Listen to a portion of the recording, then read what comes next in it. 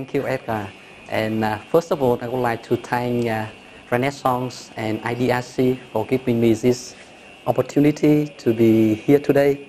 I would like to thank So Win, Edgar, and Kimo personally for your hospitality, and thank you all for being here today.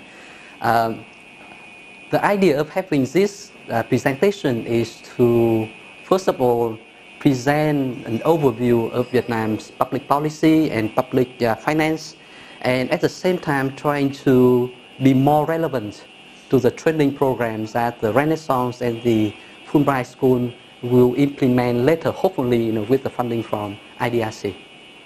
So I'm going to talk about 5 things today. First of all, I would like to give an overview of Vietnam's economy, because I would like to put the public finance in context. Without a bigger macroeconomy context, I don't think we can understand public finance properly. And then I'm going to go through 4 major topics in public finance: fiscal revenue, fiscal expenditure, fiscal decentralization, and then under the request of Kimo, I'm going to talk about public finance, financial management as well. And this is a brief history of Vietnam economy since we started reform in 1986. We call it đổi mới or economic innovation. All right. We started in 1986 at a pretty low level of economic performance. All right.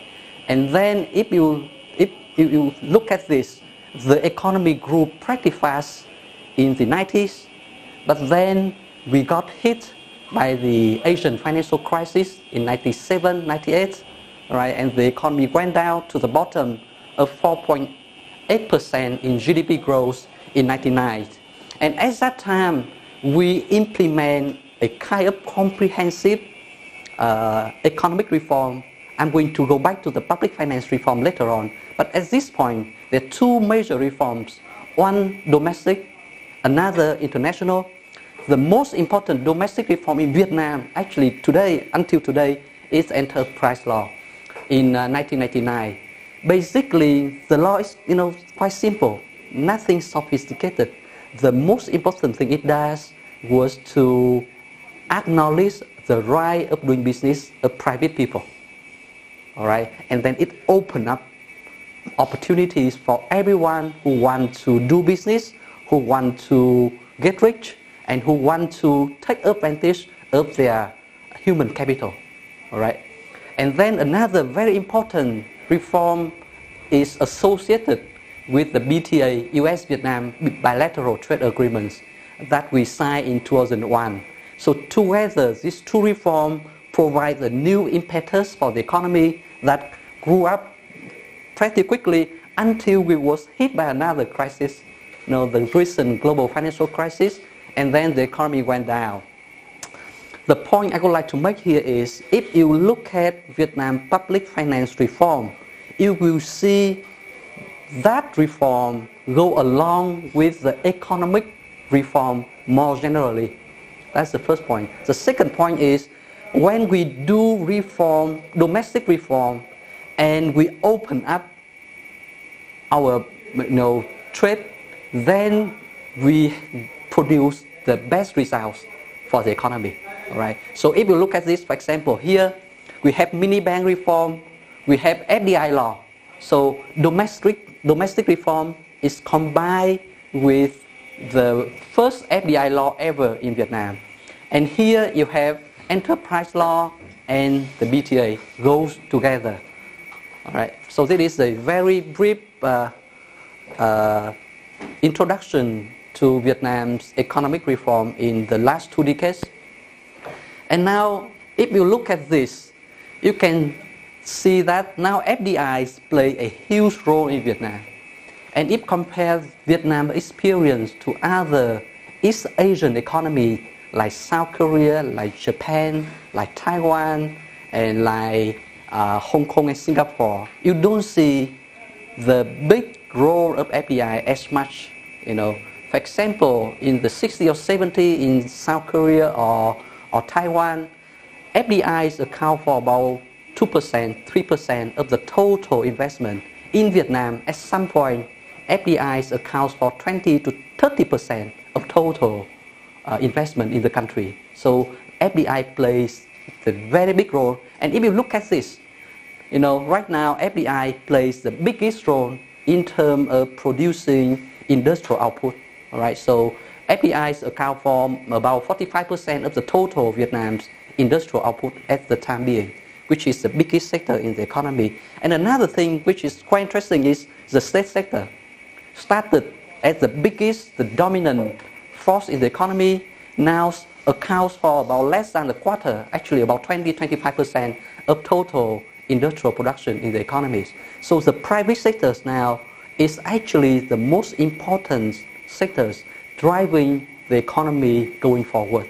But at the same time, because of political reason, Vietnam is a single party system, so the Communist Party still want to maintain a big state sector, and that is why we don't fully realize our potential.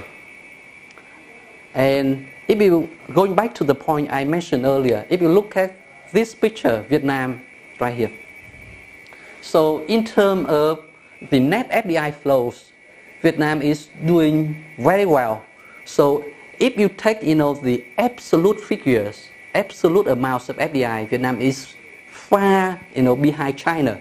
But you take FDI as the percentage of GDP relatively to the economic size of the country, then Vietnam is performing even beyond China in terms of attracting FDI. And I think that attracting FDI is one key to success. It's not everything, but it's one important factor in giving us capital, expertise, and spillover effects to the whole economy. And another fact which is so important in Vietnam, as I mentioned earlier, is we are in the process of integrating deeper and deeper in the regional and global economy. If you look at this chart, Brunei, Singapore, Vietnam, and Malaysia participate in almost every regional trade agreements.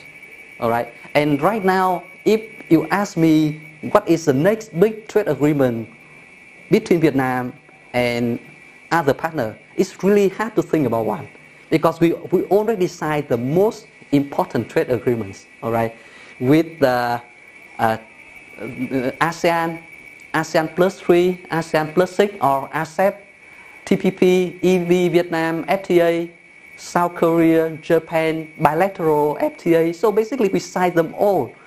So it's really hard to think about the next step in terms of integration process. But from the public finance perspective, it's important because free trade agreements bring down tariffs for revenue.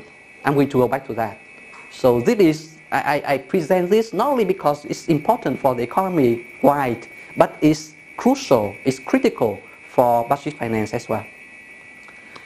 And as I said, Vietnam is increasingly open. And if you take the total import and export as the percentage of GDP, Vietnam is now one of the most open economy in the world. All right, compared with ASEAN, with China, we are above the average.